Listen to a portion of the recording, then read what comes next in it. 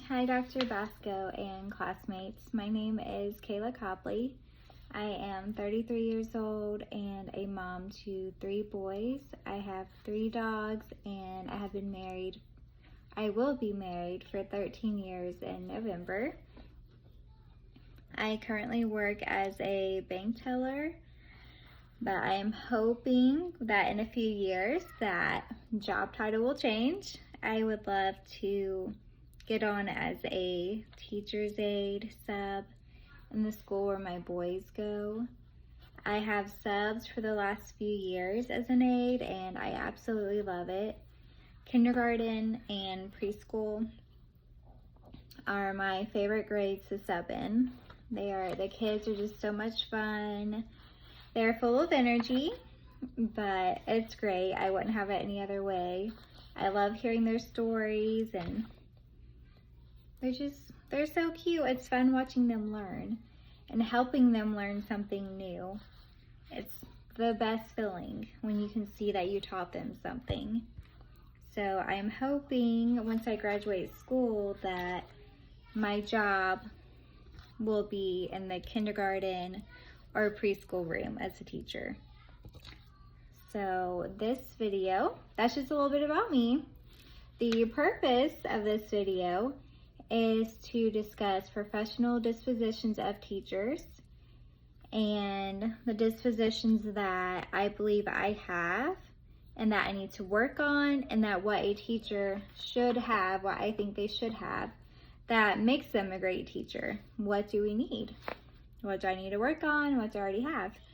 So, dispositions are the values, commitments, and professional ethics that influence behaviors towards students, families, colleagues, and communities that affect student learning and achievement, motivation and development, as well as the educator's own professional growth.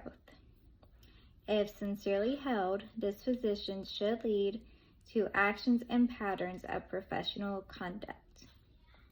So for the first point that I'm going to talk about, it is what dispositions do I possess that I think will make me a successful teacher. So out of all these points that are listed on the guidelines here, the ones that I believe that I already have that will make me a successful teacher are fairness. And with fairness, it is that I will treat the students all in the same manner. I'm not going to have favorites, not going to treat some better than others. They're all going to be treated the same. That is the purpose of this guideline. And it's also to ensure that I can help students treat each other fairly. I definitely believe I can do that with my 3 boys. Fairness is something I've worked on their whole lives. The next thing is professional conduct, which is being able to exercise sound judgment and ethical behavior, to exhibit professionalism and to demonstrate respect to students and colleagues and interact appropriately with them. I don't think I will have no problem in this area. I believe that I act professional. I know what to do, what I shouldn't do. The next thing is honesty, and that is to model integrity by words and actions, to speak truthfully. And the biggest thing that I read that I absolutely agree with is it says that you are to say what you mean and mean what you say. I absolutely stand by this. I think it's wrong if you were to tell someone you're going to do something and then not follow through with it. I could see that being a big thing in a classroom. Like if you tell your students you're going to reward them for doing good for a certain amount of days or on a test, and then they do good to try and get that reward, and then you don't follow through with that reward, why would they listen to you? Why would they believe you? So I absolutely believe that if you're going to say you're going to do something, you need to do it. The next thing I believe I possess is compassion. And that is just to show friendliness, warmth, and show the students that you actually care about them. And I will care about my students. I will do anything I can to help them. Even when I would sub in a classroom, I know one time there was this little boy who his crayons were probably like this short. They were super tiny, and I felt so bad. So the next time I went back to that school, I had crayons for him. Like, I care about him. I want to do what's best for them and to be the best teacher I can for them. The next thing is respect, being able to show them and people around me respect. The other thing is dedication. You have to be dedicated to your job and be a dedicated teacher to your students, and I will be. This is absolutely the job I want to do, and I want to do it the right way. And just like the bullet for dedication says, the educator should be committed to the profession of teaching and learning. You should show consistent attendance, be punctual. I can do all that. I do that now in my job. If I want to do something, I want to do it the right way. And I will be dedicated to what's best for them.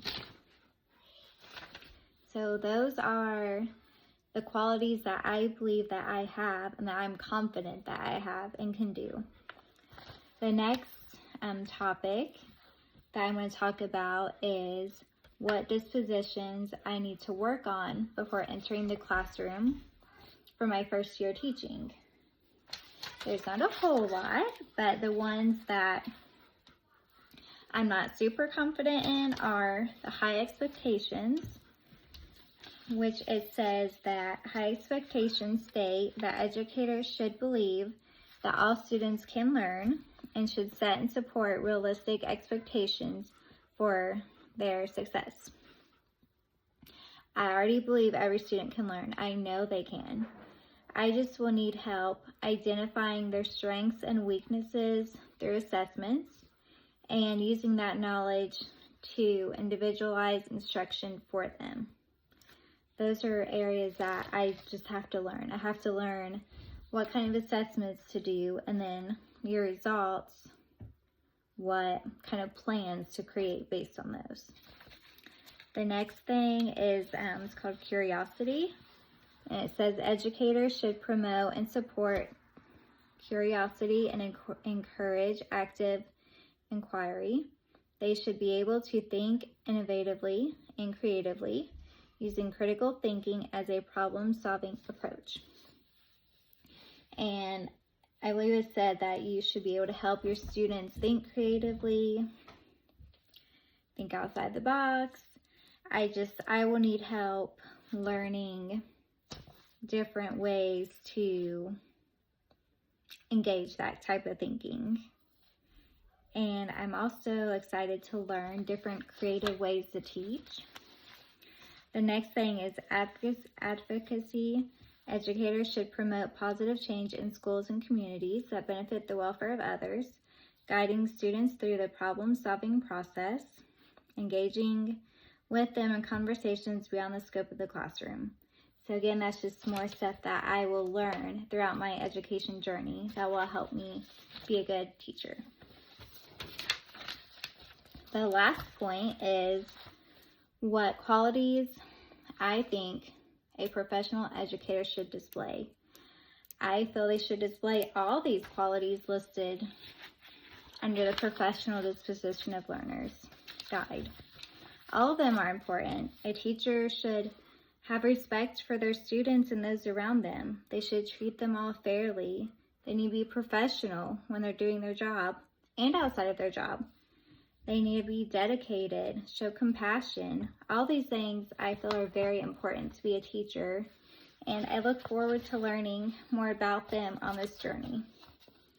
So I hope you have a great day, a great weekend, and I have absolutely loved being in your class.